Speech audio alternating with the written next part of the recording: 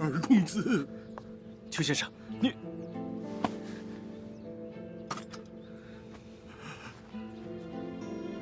二公子，邱某苟活至今，为的就是能让公子知道自己的仇人是谁，切不可心慈手软，更不可认贼作父，不然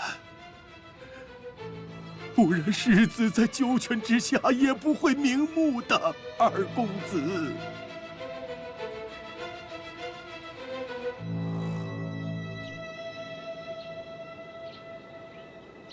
这位兴王未免糊涂的有些过头。这选妃选后此等大事，竟然做得如此的匪夷所思。难道我们就扶持这么一个不上进的糊涂鬼？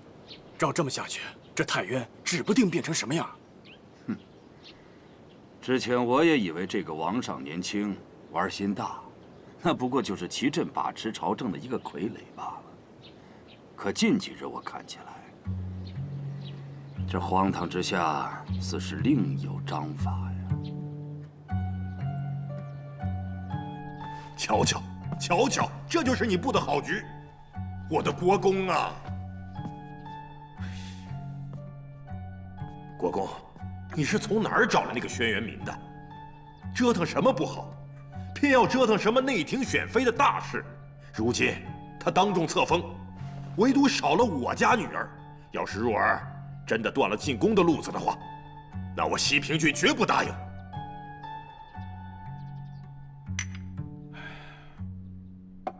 今日秀女进宫，按照以往的规矩礼制，是不会出任何岔子的。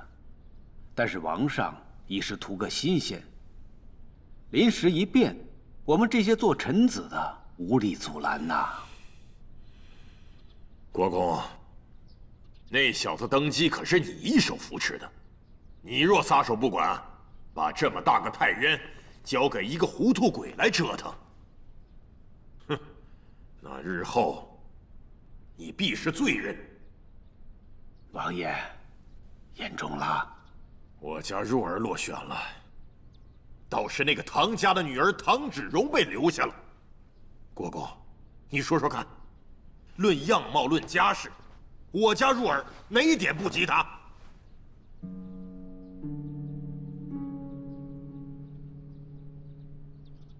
莫不是国公正在盘算那唐伯年现如今拥兵15万，还在西南剿匪中立了头功？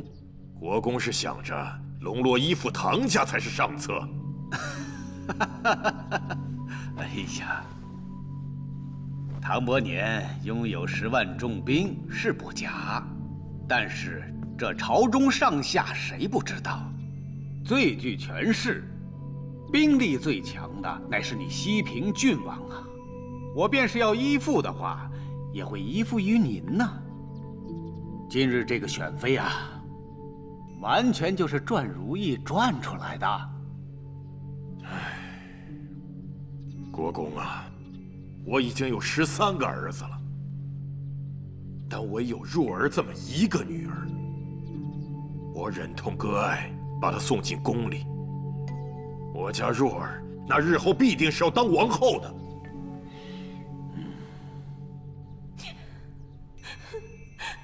今年真是倒霉透了。我们西平郡在太原，向来都是数1数2的望族，从来没有失了圣恩。哪一个王朝没有和我们结过亲？哪一个太原王没有流尽我们高家的血？郡主息怒，别气坏了身子。 要说忠心，要说荣光，在太原哪一个比得上我们西平郡？人家都说了，我生来就是要当王后的人，可是如今，为什么我连入宫的资格也没有了？不行，我要找我爹想想法子去。今日贵德、淑贤4位夫人尚未完全确立，王后的人选也有待商议。宫闱内务琐碎，变更也是常事。王爷，你消消气，先回去休息。这个事儿交给我来办。先前我答应过你，此此事我断不会食言的。国公，进来。大人，这是朝中刚刚拿来的诏书。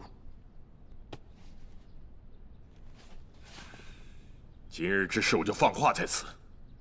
要是若儿不能入选，丢了我西平郡的脸，哼，那别人的情面我自然也就顾不上了。王爷，请留步。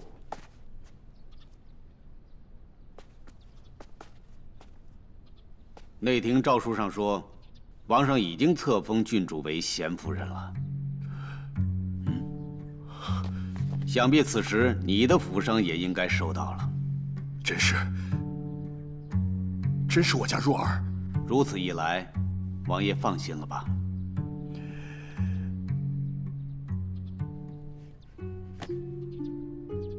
国公这是何意思？册封了你的女儿，不是如偿所愿了吗？既然国公早有这番安排，那先前为何要为难我们妇女啊？难道国公是想给我西平郡一点下马威，还是怕我不能和唐伯年一样为国公马首是瞻呢？王爷啊，你这是从何说起啊？王上一时兴起改了主意，连我也是刚刚才得知的。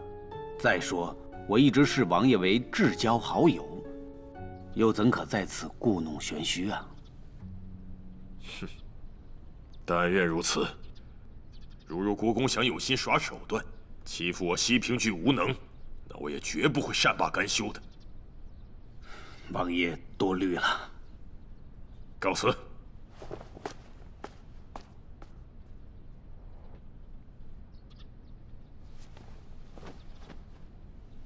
如果不是看在他手握重兵，尚有可用之处，我哪容一个异姓王在我的面前嚣张跋扈？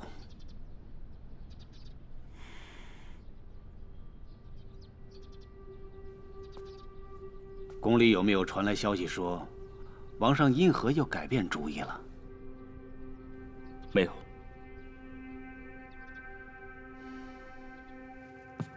诏书已经送去国公府，西平郡王也在。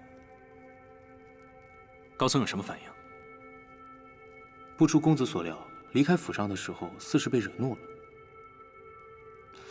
只是，既然知道这个祁镇和西平郡有所勾结，为何还要将这个高普若封为夫人？这样岂不是养虎为患？高松此人性情暴躁多疑，又仗着自己掌管西南边陲重镇，嚣张跋扈惯了。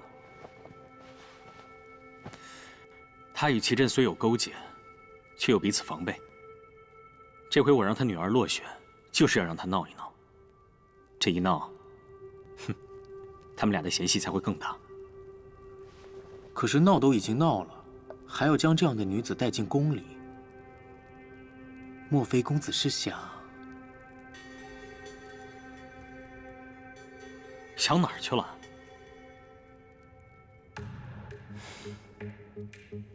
高普若那姑娘，听说性情与她父亲一般无二。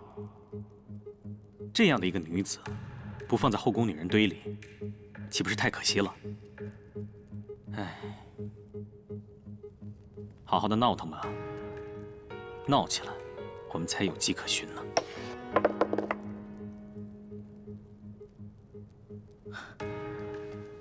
公子妙啊，一炮双响。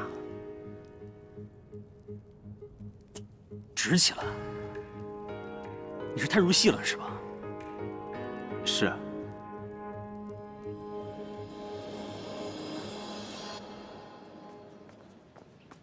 请。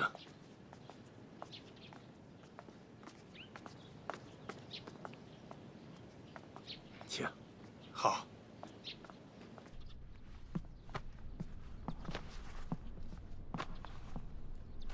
老爷，唐伯年将军的门人求见。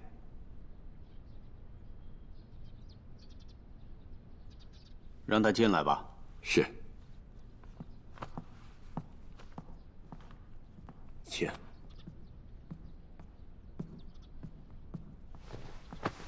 小的替唐伯年唐将军拜见国公。唐将军战功斐然，是太渊的英雄，不必行此大礼。此次进京，将军特别叮嘱说，国公于他有恩，如同再生父母。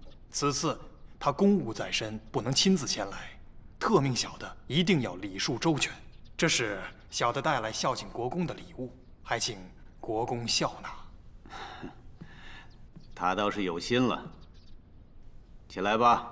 谢国公。我们将军说，他常年在边疆驻守，对朝里的事情知道的不多。此次小姐得选入宫，全蒙国公举荐。若是日后小姐能有幸得蒙大王的垂怜，一定不会忘记国公的恩情。既然是唐将军的爱女，秦某自当是尽力相扶。那一切就仰仗国公了。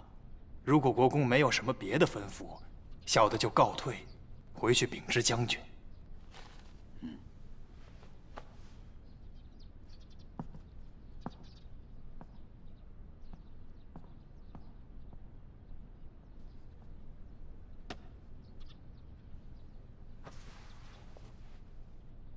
唐伯年的反应倒是快呀。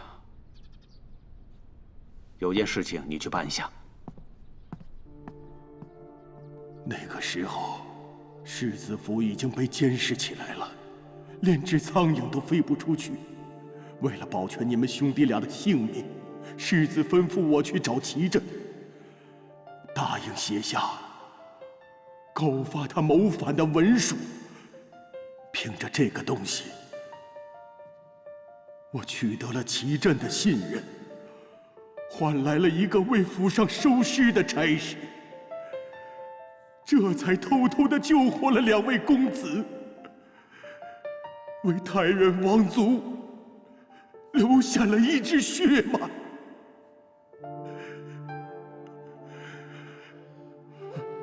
世子啊，世子英明一世，纵横戎马，可到头来却遭到小人的诬陷，扣上了一顶谋反的帽子。最后的吩咐，也不过是为了保全骨肉。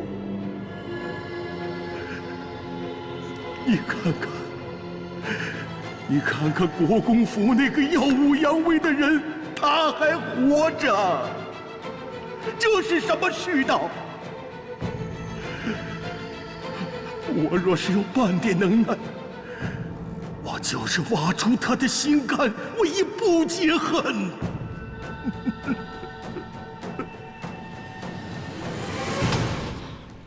想什么呢？还不去办？义父，这就去办。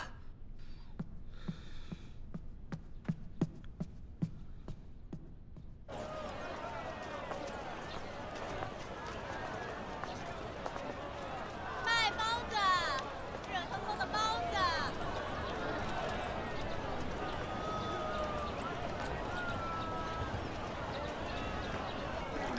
哎呦，宗先生来了！这几日不见，月风楼竟然如此热闹。多亏老板找了5州有名的58同城集，那日上午全城刚发了应征帖，下午大厨就来了。您来看，就是这个帖子。您要是需要管家、马车什么的，都能在这集子上找。话说我们这个大厨啊，您别看他年纪小，那手艺可真是出神入化呀！您瞧瞧，就这几日功夫，那咱们月风楼那是座无虚席呀，定做的都定到下月中了。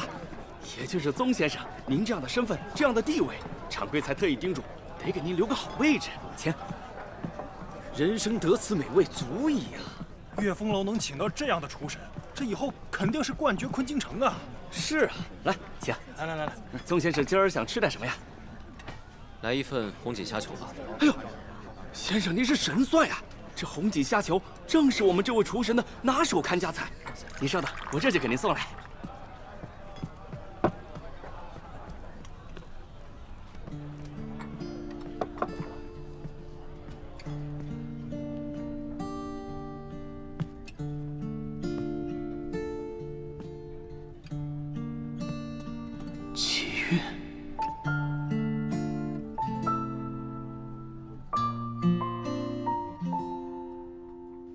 真的是他。月哥哥，你在吃什么呀？红锦虾球。我也要吃。不行，这是我的。月哥哥最坏，我一定把这国际最好吃的东西都吃光，一口都不留给你。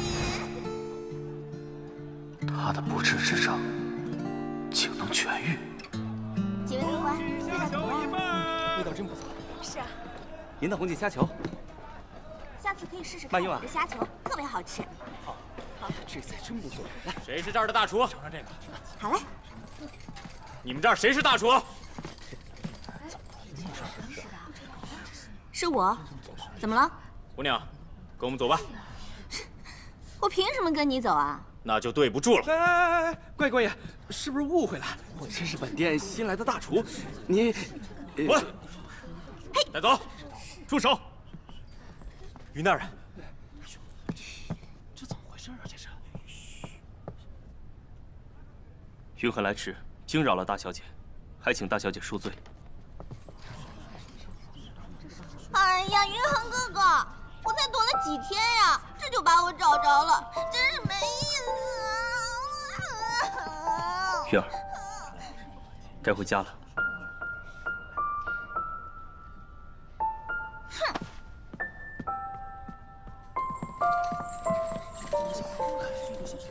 这个姑娘好像来头不小啊！哎，那不是国公府里的云大人吗？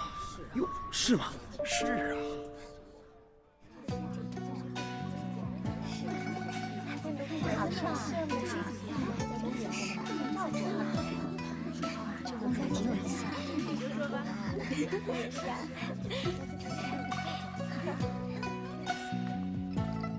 各位娘娘，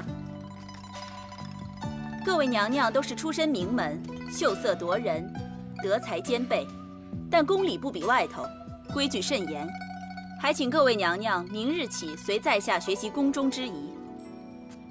这是御泥坊按照独有配方专为后宫调制的上等养颜露。王上的一片心意，希望各位娘娘用后面色红润，青春永驻。谢王上，谢王上。那就请各位娘娘随在下前往昭燕宫，宫里已为各位主子分配好住处。哎，你说这是不是有什么陷阱？住在哪儿不行啊？非得挤在后花园里头？这昭燕宫是后宫的总称，秀女选来是做妃子的，当然大家都得住在这儿啊。虽然说后宫是总称，但却大有不同。历代王后住的是永嘉殿，宠妃住的是静月楼，还有出景院。那不是王后，也不是宠妃，家里没人撑腰的怎么办？那就只能守活寡喽。啊？嗯。你说这男人就可以三妻四妾，女人就不行？哎呀，小姐，这话你可千万别再说了。本来就是啊。你说这一个男的哪忙得过来啊？把这么多女人收进宫里又不理，这不是毁了人一辈子吗？哎呀，干什么？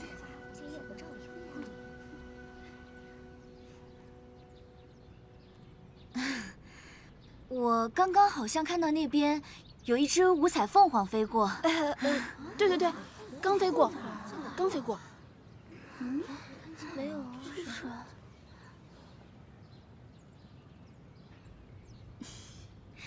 这五彩凤凰乃是玄机神兽，早已绝迹。宇文姑娘定是看错了。啊，看错了，看错了。各位娘娘，这里就是永嘉殿了。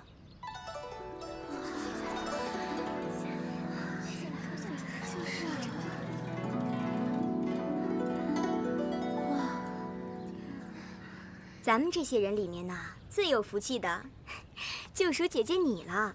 听爹爹说啊，姐姐的父亲是咱们太原鼎鼎厉害的大将军，现在又加封了贵夫人。这永嘉殿呢，日后定是非姐姐莫属了。能为太原鞍前马后，也是我们唐家的荣光。这永嘉殿是太原王后的住所，我怎么能有这样的荣宠？倒是这位简雪姑娘，他的父亲简申大人是张侯爷一手提拔的俊秀之才，据说有文曲星老爷罩着呢。简姑娘自然是秀外慧中，有大作为呢。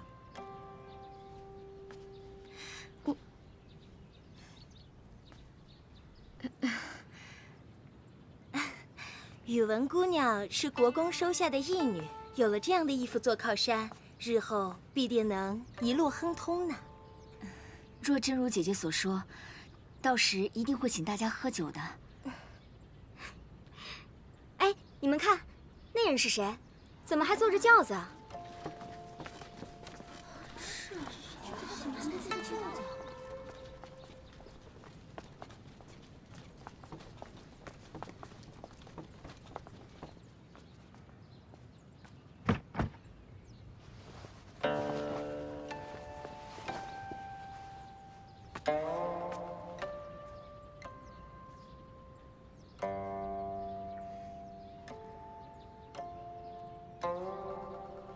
王上特意下了恩旨，赐了我贤夫人的封号。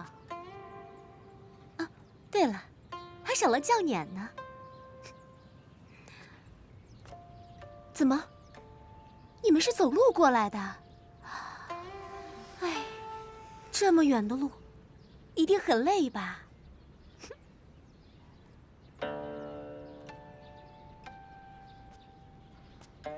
哎。你没想到吧？说的是呢。若不是因为姐姐脸上这红印子的福气，王上哪知道姐姐竟然如此美艳动人。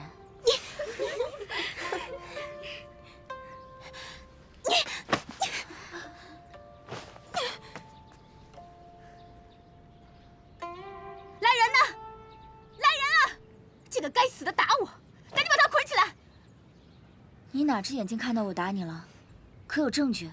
你才刚入宫就这么闹腾，是想把事情闹到王上那儿？刚得的封号都不想要了。王上的妃子首要就是贤良淑德，几位姐妹的德行还真让人大开眼界。你是谁啊？要你来危言耸听？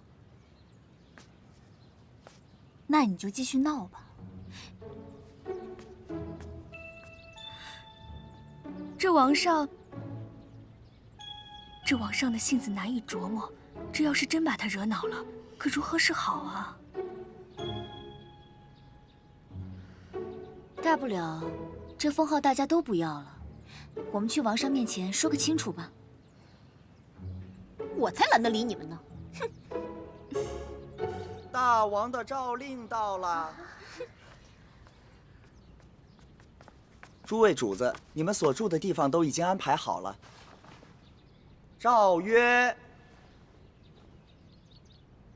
贵夫人唐芷蓉居永嘉殿，德夫人简雪居芷罗居，淑夫人宇文子居醉眼居，才女傅嘉仪、纳兰晶、陈香谢、张婉婷、刘觉琪由王务内廷府安排，钦此。谢王上圣恩。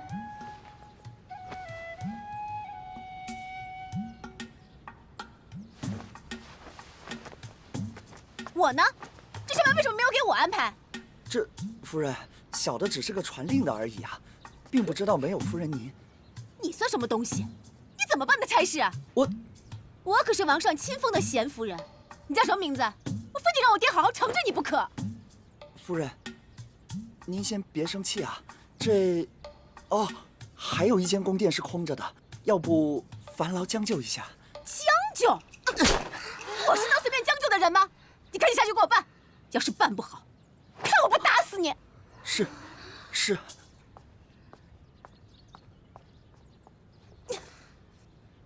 哎呦，小姐住的可是醉眼居呢，还不错呢。我们走吧。哎，站住！凭什么我不能住永嘉殿？她唐芷蓉不过是个定远将军府的庶女，她能住的，我住不得。哎，你们说，这永嘉殿是不是应该由我住？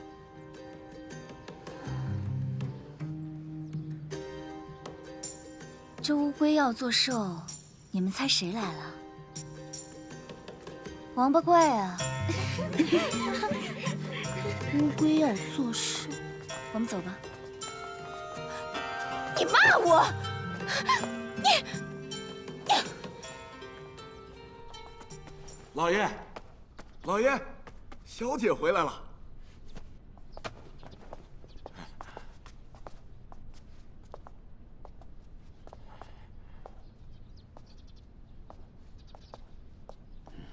还知道回来啊？你不愿，我走便是。哎，小姐，你看看，这回都回来了，就别再使小性子了啊！当初说出去见见世面，一走就是3年，为父的头发都抽白了。那干嘛抓我回来？该回来的时候我自会回来。早知道我就不回昆京了。大小姐，您这说的是哪门子的气话呀？老奴跟您说，您这些年游历5州，在外学手艺，您可是从来没被人欺负过，是吗？我天生可爱，自然没有人欺负我。小姐，您有所不知啊，这都是老爷这些年一直派人在后边跟着，生怕您受了委屈。您是老爷的心尖肉啊，容不得半点的马虎，小姐。就凭这份苦心，您就别再怪老爷了啊！好了好了，回来就回来吧。不过，爹，如果你想让我乖乖待着，你得答应我几件事。只要你高兴，做什么都可以。那不再逼着我习什么规格礼仪啦，不许了，也不会再逼着我去结识什么纨绔子弟啦。理他们做甚啊？真的？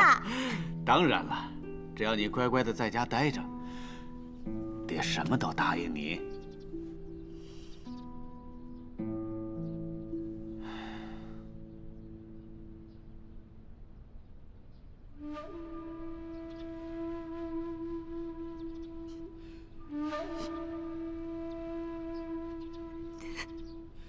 爹，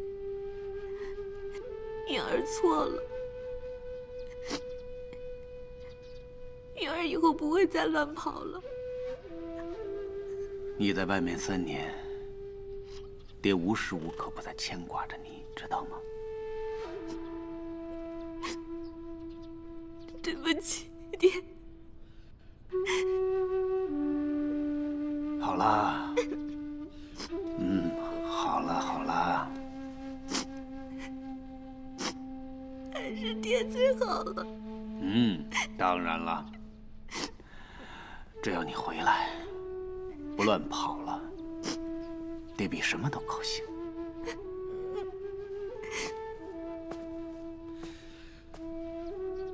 猜猜看，这箱子里边是什么？不会是给我买的首饰吧？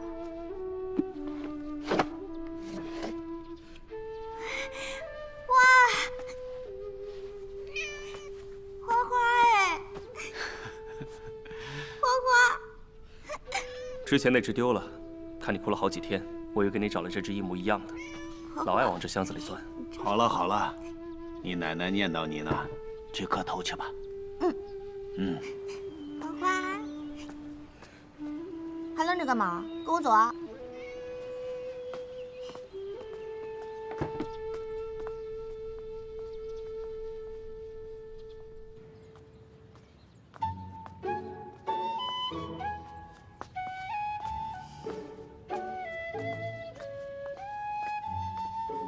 恭迎夫人。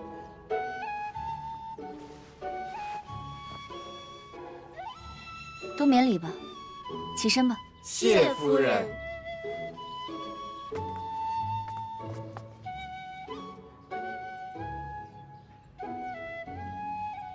这里虽然雅致了些，但好在清静，不失为一个好住处。姐姐，见过姐姐。简雪姑娘，高家小姐执意要住永嘉殿，总不好让唐家妹妹受委屈，我便答应搬了出来。不知姐姐可愿分我半间客房？这里这么大，别说住我们2个，就算多来几个也住得下。大小房间随便你挑。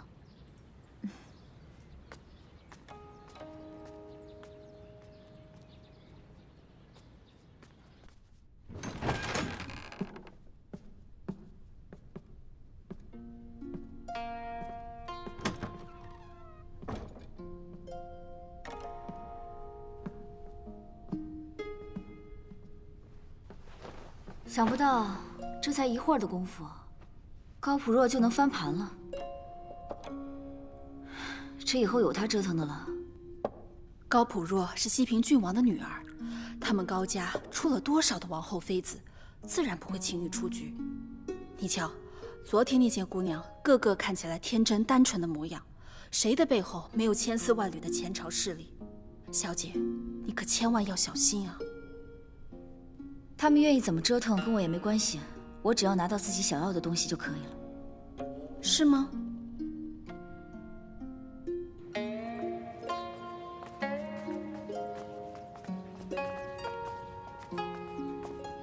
舒夫人在吗？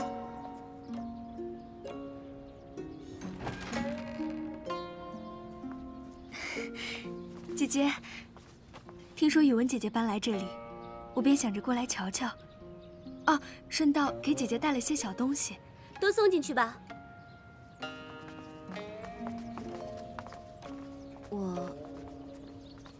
这有劳妹妹费心了，我还以为是什么事呢，我还以为你也要挤到我这个破地方住呢。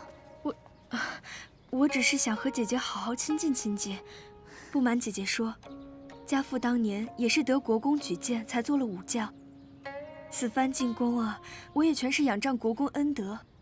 算起来，咱俩也都算是出自国公府的姐妹呢。那是那是。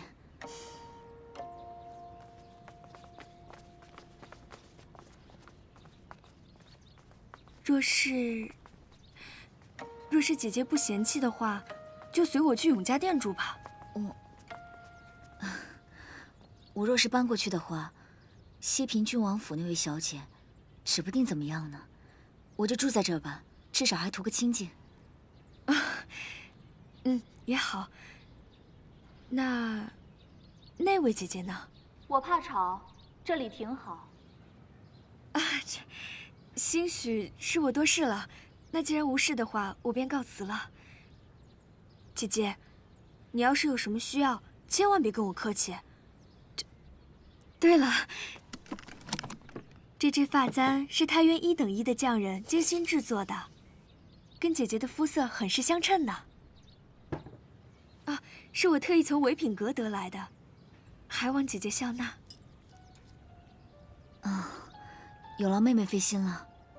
姐姐，宫中险恶，姐姐一定要小心行事。咱俩都是国公宝剑进宫的，更应该相互扶持。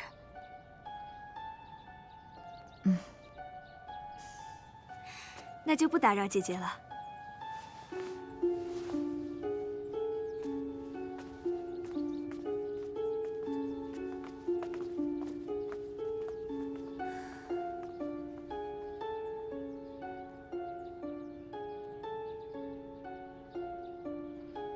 真是大户人家送的，连个发饰都是上等品。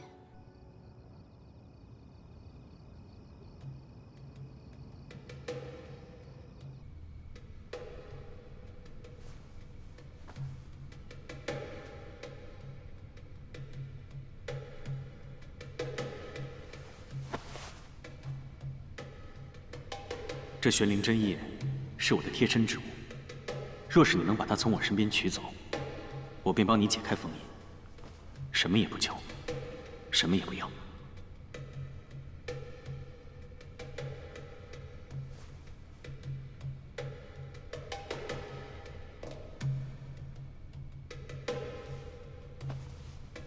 偷鸡摸狗的事，本姑娘在雪云山学得多了。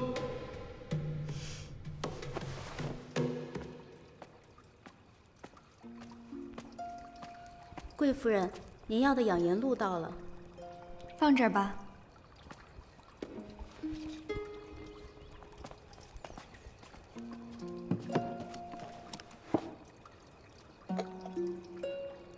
夫人用了这养颜露啊，定能肤润如雪，艳压群芳。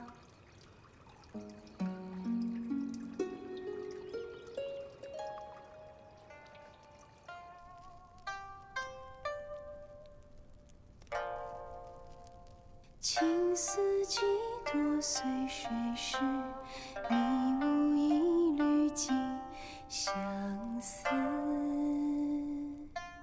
从此后见无如人，似春烟身旁浮世。海畔居，坐看云起，微观正清莲。一切已准备妥当。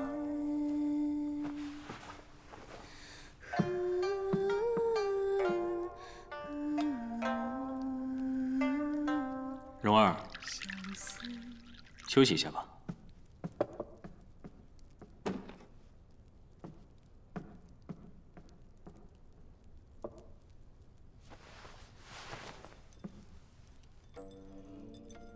早听闻，唐将军虽为一代枭雄，但于戏曲、音律、文人雅玩无一不通，是真正的大雅士。原以为有夸大之嫌，可刚听你一曲唱罢，真是余音绕梁3日。想必家学渊博，骨子里的东西啊。来人，在。皇上。赏。是。赏些什么好呢？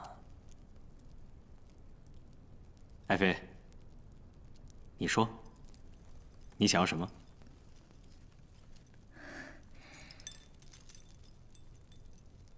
能在王上跟前献丑，已经是天大的福分，哪还敢要求什么赏赐？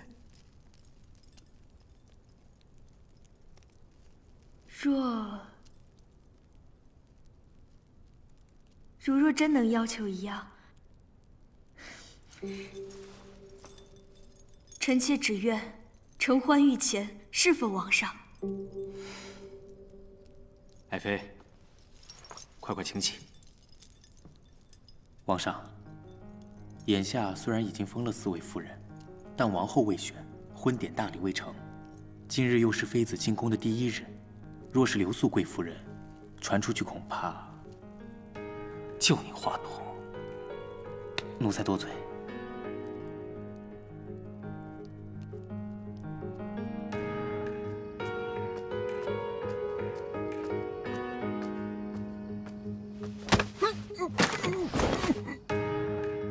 给王上准备的衣服已经准备好了。好，赶紧伺候王上更衣。是。去吧。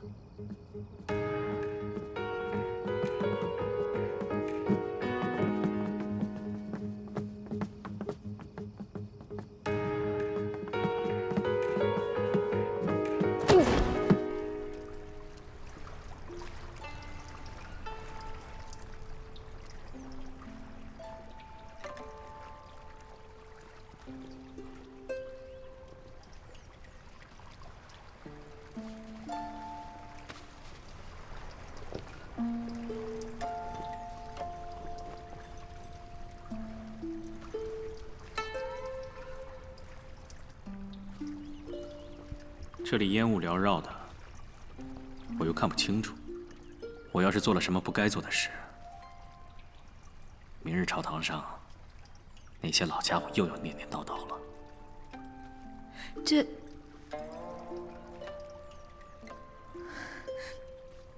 王上，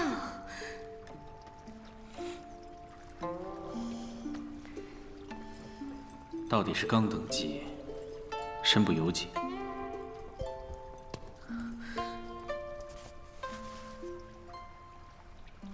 要不，你今天先回宫歇着，等本王挑个日子，再按照宫里流程召你入宫。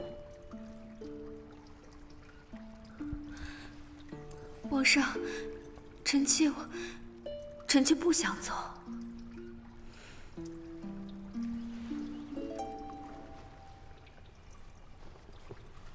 那便随爱妃的意。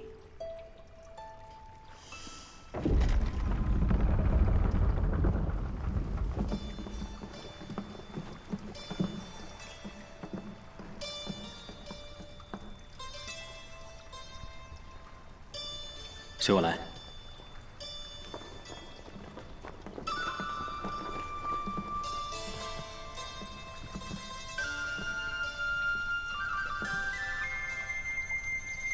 沐浴更衣。